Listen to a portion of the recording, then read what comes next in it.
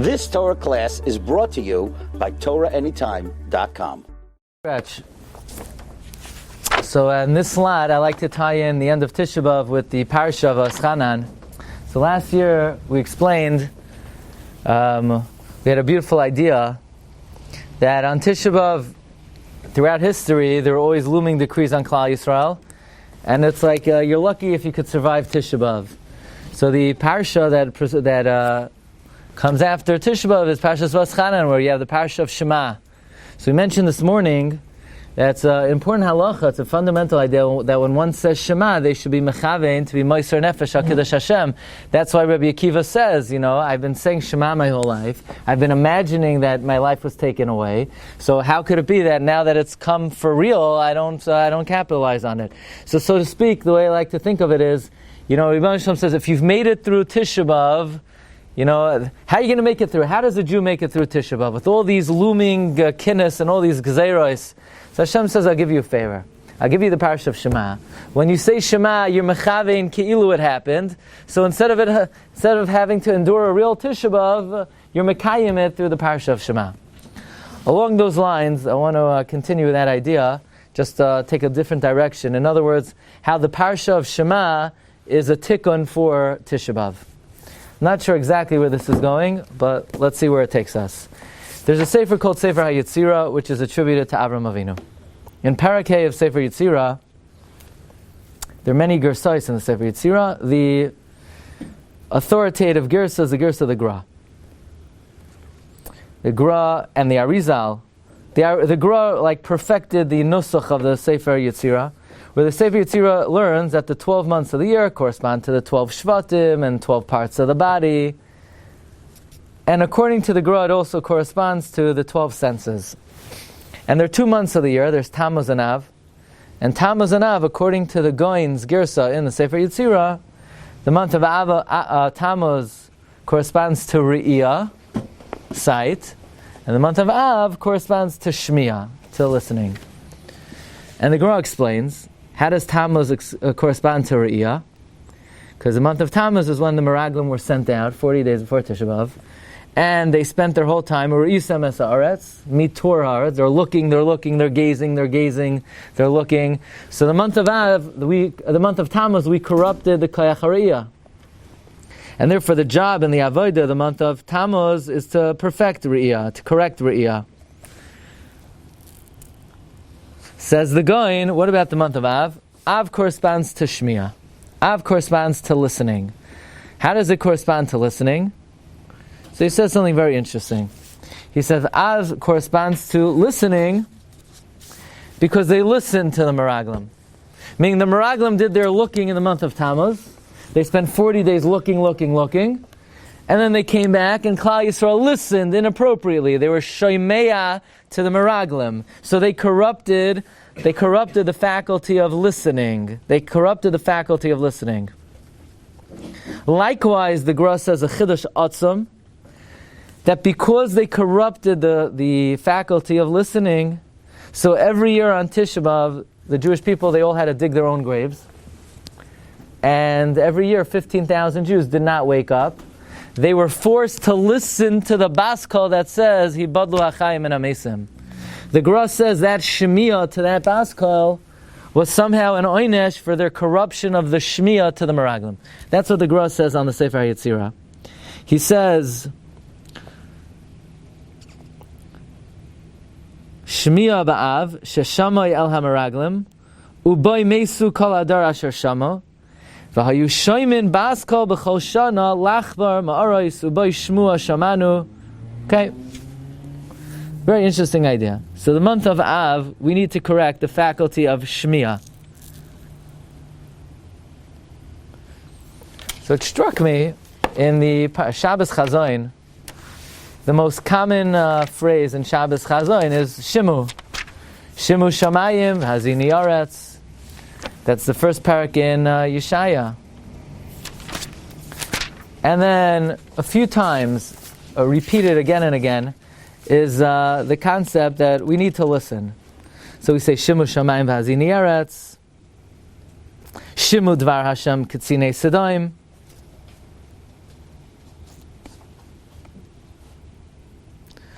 Gam ki sarbu sefila eineni shomeya, the Rebbeinu Shalom says, I'm not listening to you. Ki'ilu, you didn't listen to me, and I won't be listening to you. That seems to be a very big emphasis in the month of Av. The koyach of Shmiya. What does it mean to listen? What is the faculty of Shmiya? It's a very different faculty than all the other faculties.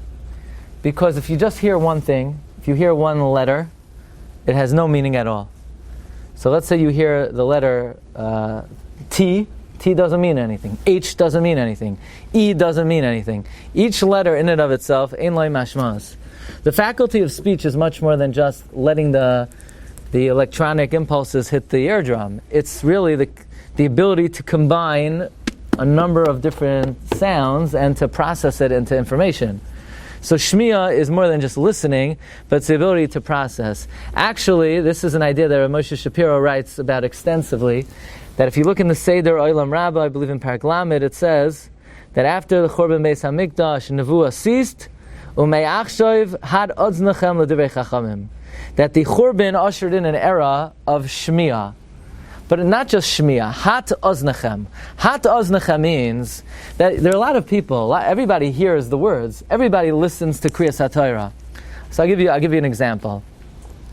I remember Rav Miller used to say that, what we read about this morning, that Yoshio heard the Sefer Torah, and the Sefer Torah was read, that Or Asher Lo Yokim is Divrei HaTorah Azos. You could expect that the entire Klal Yisrael heard those words.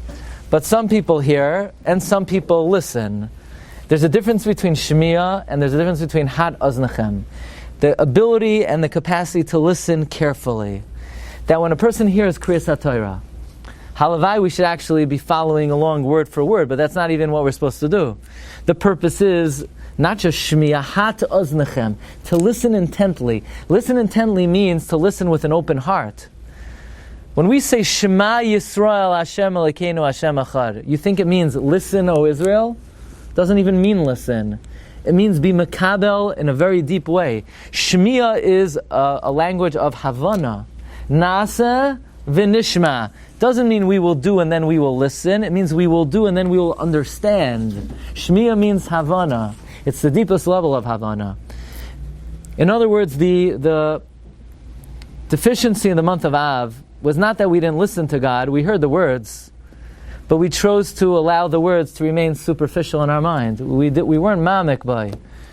We weren't mizboinen by him. We weren't had ozneinu. We didn't incline our ears.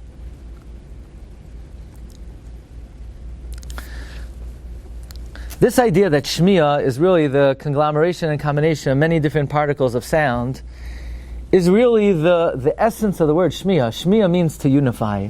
Like Vayishama Shol Asa'am. Shmuah, it says Shol unified the people. He gathered the people. He galvanized the people. When we say Shema Yisrael, so the first thing we like to suggest is that coming out of a Tisha B'Av, where according to the Goyim, the deficiency was in the Koyach HaShmiya, that we listened to the Meraglim, and therefore we were forced to listen to the Bas Kol that said Hibadu Achaim and Amesim. So to speak, the tikkun to that is the immediate next Parsha. Shema Yisrael Hashem Elokeinu Hashem Echad, where the mitzvah of Shema Yisrael, of Achdus HaBoirei, is not just to listen to the words, but it's to listen intently, is to deepen our understanding.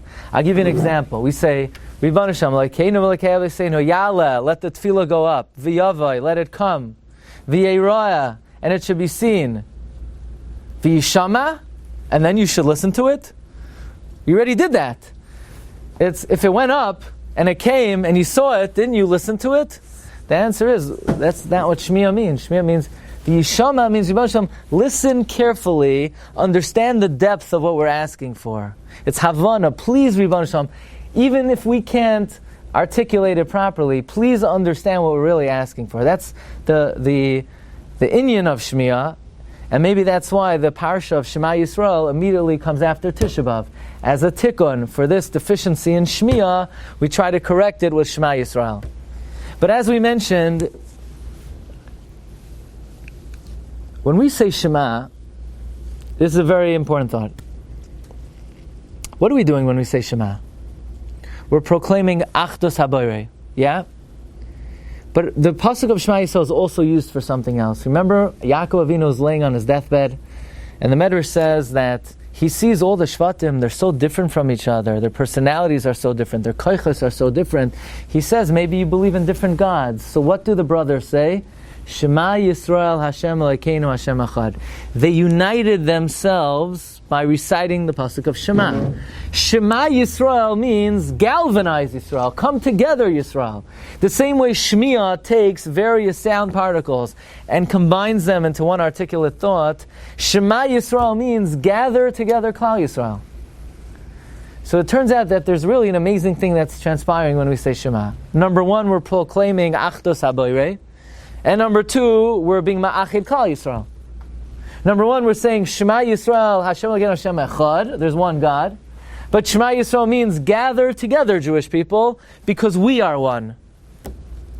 And they're not two separate ideas. It's one idea. It's one idea. By being Ma'achid HaKadosh Baruch Hu, you're being Ma'achid Klal Yisrael. By being Ma'achid Klal Yisrael, you're being Ma'achid HaKadosh Baruch Hu. Kutchabrichu v'Yisrael Chadhu. We are one with God. I always think, it says Haman and Amalek, they want to cut in half the Shem Hashem. They want to be mechaser the Shem Hashem. Ki yad al keis ka, that when Amalek is in the world, Hashem's name is incomplete. Yeah? Where in the Megillah do you see that Haman is being mamayid in the Shem Hashem? You see anywhere in the Megillah that Haman is taking the Yud Kei Vav Kei and taking a saw and chiseling away at the Vav Kei, and it's only Ki yad al keis ka. God's name is not even in the Megillah. Where do we find, Amalek is such a proponent on creating a deficiency in Hashem's name. Where do you see Haman tampering with the name of Hashem? Answer is very simple. You know what he says? Yeshnoi am echad mefuzar u'mefayrad bein ha'amim. He doesn't touch the name of Hashem. All he does is he creates disparity and lack of unity among Klal Yisrael. Once Klal Yisrael are not ba'achdus, the reflection of the Ribbon Shalom is not ba'achdus. The way you tamper with the name of Hashem is by tampering ba'achdus Yisrael. Once Haman says the Jewish people are not echad, that's tantamount to saying the Ribbon Shalom is not echad. So when we say Shema, we're actually doing two things. We're uniting Klal Yisrael, b'koyach hashmiya, which is ma'ached every individual Jew, and we're being ma'ached the Shem Hashem. Okay, Rabbi, that's my thought on Shema. You've just experienced another Torah class brought to you by TorahAnytime.com.